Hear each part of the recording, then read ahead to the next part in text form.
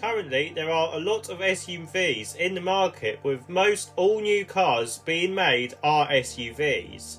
The trouble is though, they all look the same, especially German SUVs. Well, back in 2018, Volkswagen made an SUV to change all of this, and this was the Volkswagen T-Roc. It was a very good and fresh looking car, and now it is up for renewal. Well, this is its replacement, the next generation T-Roc. And doesn't it look good? Anyway, let's have a look to see what it is like. Welcome to Everything Cars and More.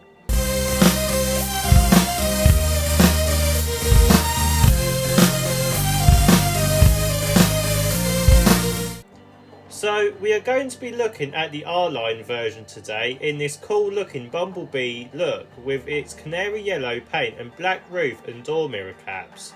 But we will also look at the base model just to show you the differences between the two.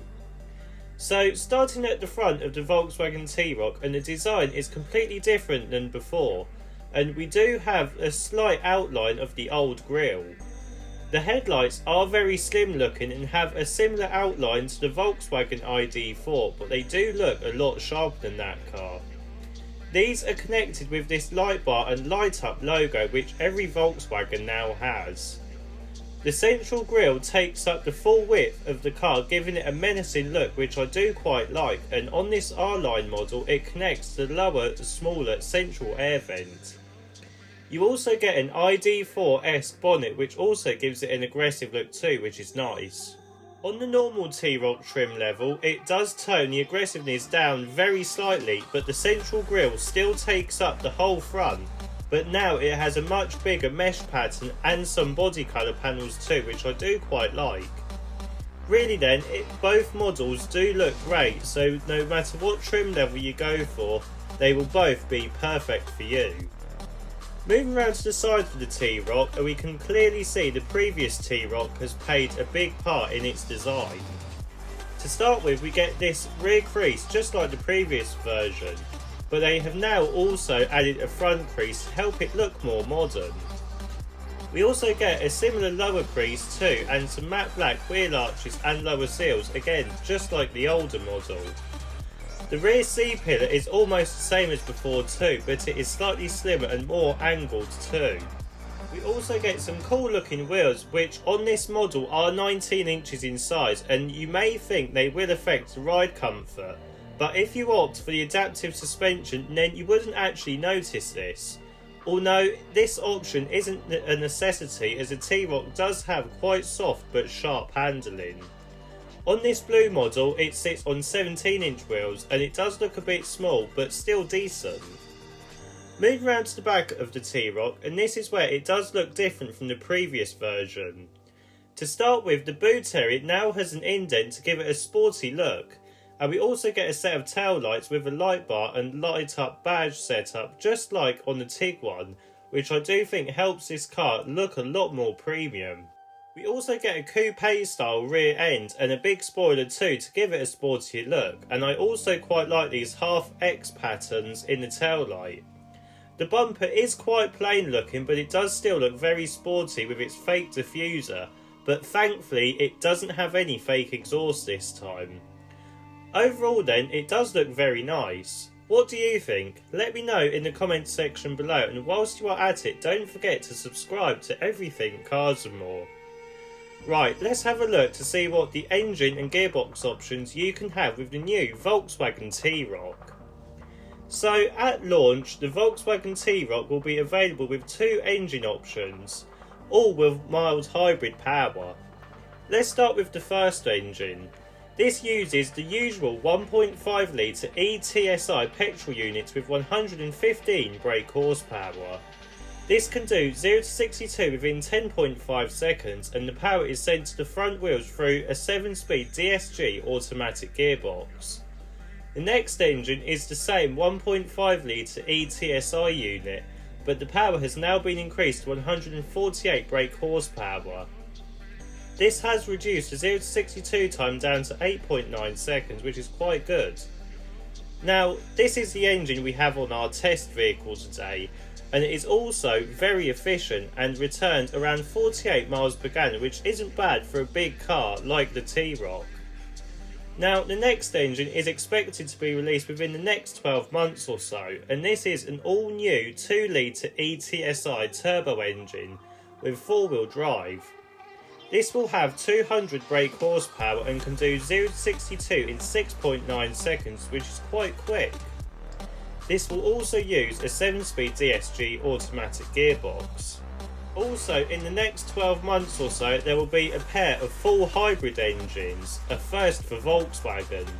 These will be in 134 brake horsepower or 166 brake horsepower versions, and they won't just be available to the T-Roc. They will also be coming to the Golf and Tiguan too, and maybe even other Volkswagen Group cars. The last version will be the all-new T-Roc R, and this will have 328 brake horsepower and 4-wheel drive as standard.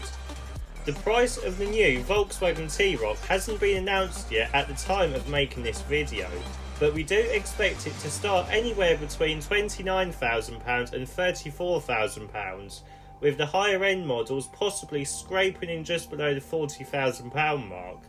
Right, let's have a look and see what the interior is like. So before we climb inside the new Volkswagen T-Roc, I just want to mention that the previous T-Roc always did feel a bit like a cheaper version of the Tiguan inside, but this has changed for this generation.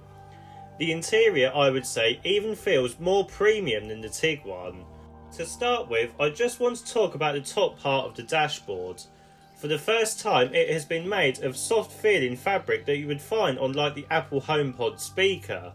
It looks and feels very premium. This is complemented with a chrome strip that goes from the full length of the dashboard. We also get this big single air vent which you can thankfully adjust manually.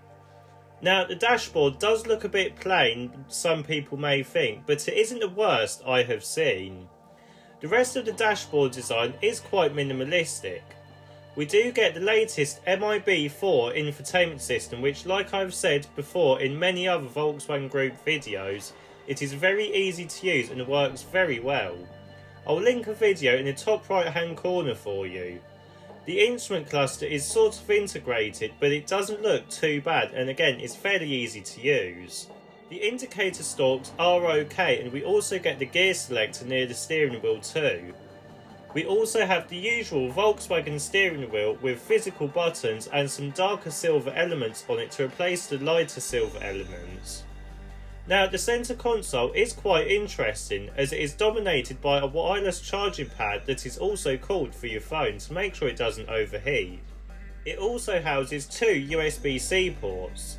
We also get Volkswagen's new multifunctional dial which can adjust multiple things like the volume or your driving mode. There is also a decent amount of storage in the centre console too. Now, the seats are new and much more supportive than before and are actually more comfier too. We also have an all new design on the door cards that I do want to mention, as there has been quite a lot of criticism about the placement of the door handle. Yes, the door handle has moved, but it isn't a button like so many other cars are doing these days, like what Tesla has. It is still a physical handle on the end of the armrest, and it works just like how the window switches work. It actually feels easier and more natural to use, and is one of those things where if you try it you will be able to use it straight away. Right, with that rant over with, let's have a look to see what the rear seats are like. So, climbing into the back of the T-Roc, and we do get a decent amount of legroom for a 6-footer. But headroom isn't the best because of the slightly sloping roof, but it isn't that bad on a full-on coupe SUV. For example, the ID5. The rear seats are also quite comfortable, and you do get your own climate control system with air vents, as well as an armrest and USB-C ports. Right, let's have a look to see what the boot space is like. So, opening the boot to the new Volkswagen T-Roc, and you are welcomed with 475 litres with the seats up. This is more than its rivals, which is great, but because the rear has more of a sloping roof design and sloping glass panel on the boot, it does not make it as practical as those cars. If you fold the seats down though with a 40-20-40 split, then this does increase to 1,350 litres. What I will say though is that the opening is quite high, so lifting heavy items in won't be as easy, but you do get a flat floor though, as well as underfloor storage and no boot lip, which is good. So in summary then, what do I think of the new Volkswagen T-Roc?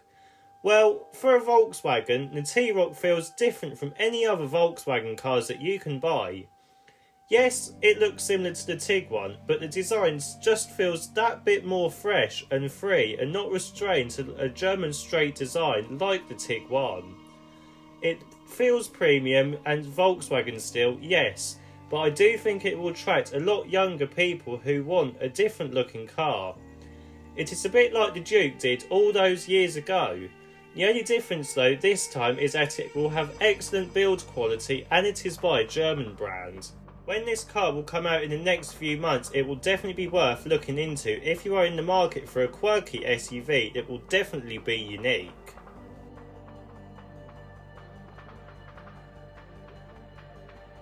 So, what do you think of this car then? Leave a comment below, and whilst you're at it, don't forget to give a like and subscribe to Everything Cars and More. I'll see you in the next video.